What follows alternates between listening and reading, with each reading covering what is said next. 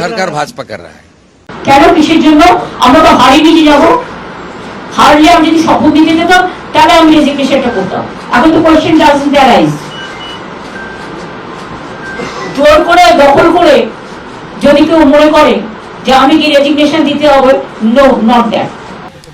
हम हारे नहीं है, मतलब जिस तरीके से लूट के हराया गया एंड बी रिप्लेस्ड, तो बहुत जगह से हमारे पास फीडबैक आया है और ये रिटर्निंग ऑफिसर को काउंटिंग वाले दिन पे जमा भी दिया गया है कि जिस ईवीएम पे वोट हुआ है जब उसको काउंटिंग टेबल पे मैच कर रहा है तो सीरियल नंबर 17C के साथ मैच ही नहीं कर रहा है। আমি इस्तीफा देबो ना, ये कहना है पश्चिम बंगाल की मुख्यमंत्री ममता बनर्जी का। एक और जहां बंगाल की जनता ने ममता बनर्जी को अपना मुख्यमंत्री बनने से इनकार कर दिया है और भर भर कर दिल खोलकर भारतीय जनता पार्टी को बहुमत के साथ विजयी बनाया है, तो दूसरी ओर पश्चिम बंगाल की मुख्यमंत्री रही ममता बनर्जी अभी भी अपनी कुर्सी मुंह से उतरना नहीं चाहती हैं।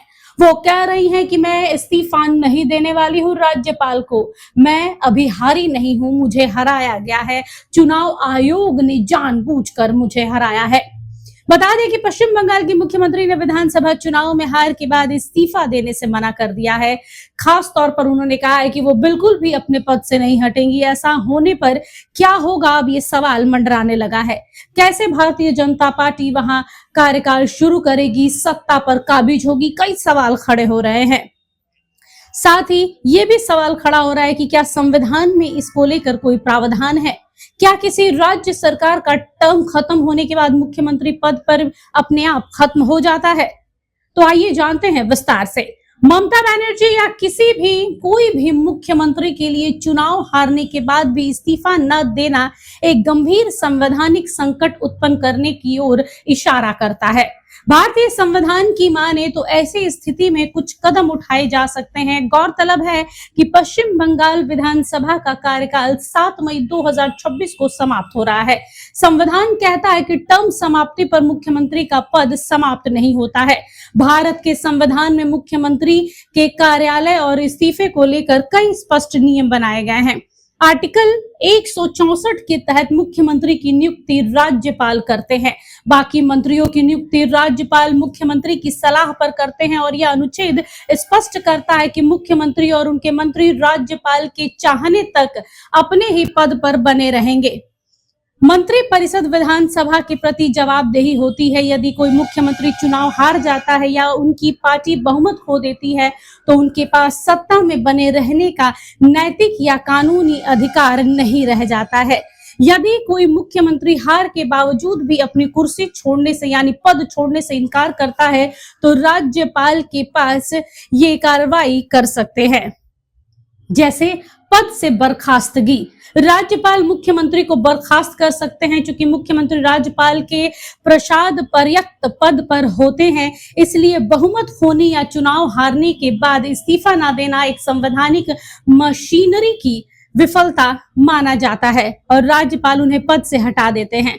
विश्वास मत। राज्यपाल अगर मुख्यमंत्री को सदन में बहुमत साबित करने के लिए कह सकते हैं, यदि वे हार चुकी हैं तो वे बहुमत साबित नहीं कर पाएंगी और सदन में अविश्वास प्रस्ताव के जरिए उन्हें हटाया जा सकता है।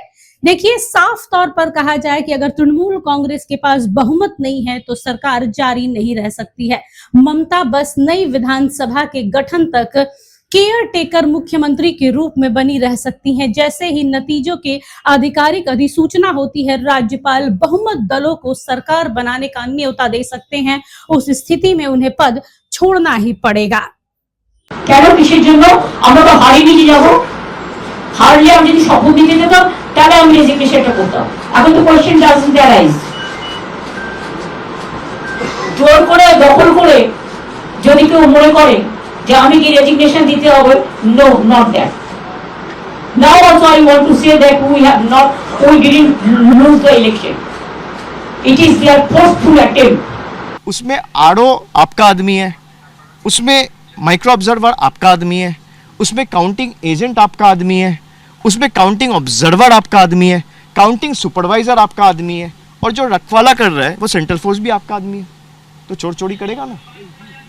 सीधी बात है। और दिया था, एक चैलेंज और दिया था, जी, जी। आपको ऑब्जर्वर बना करके भेजा है। आपने कहा था कि 4 मई के बाद होम मिनिस्टर, जी जी जी जी अब उनको वो पर्यवेक्षक बन करके आ रहे हैं। हाँ तो आए तो दिक्कत क्या है? मैंने बोला था, देखिए अब मैं डीजे बजाने की बात किया था, आपने बोला था कि आप यहाँ पे रहना, तो रहे।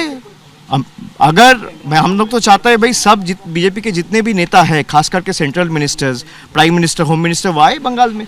खाली चुनाव के मौसम में जब आता है तभी हम लोग ने चैलेंज किया था।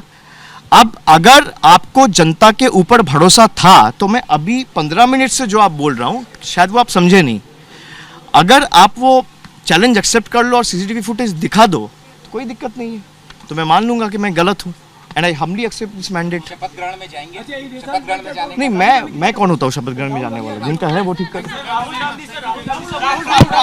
Rahul has tweeted that he supports you and आप अरे आस्था भाई। No, Rahul Gandhi, we spoke this morning, and he has expressed his complete solidarity with us, and is completely in concurrence with what our party supremo and chairperson has said. Mamata Banerjee के इस्तीफे को लेकर मशहूर वकील राम जेठमलानी के बेटे महेश जेठमलानी का एक बयान सामने आया है।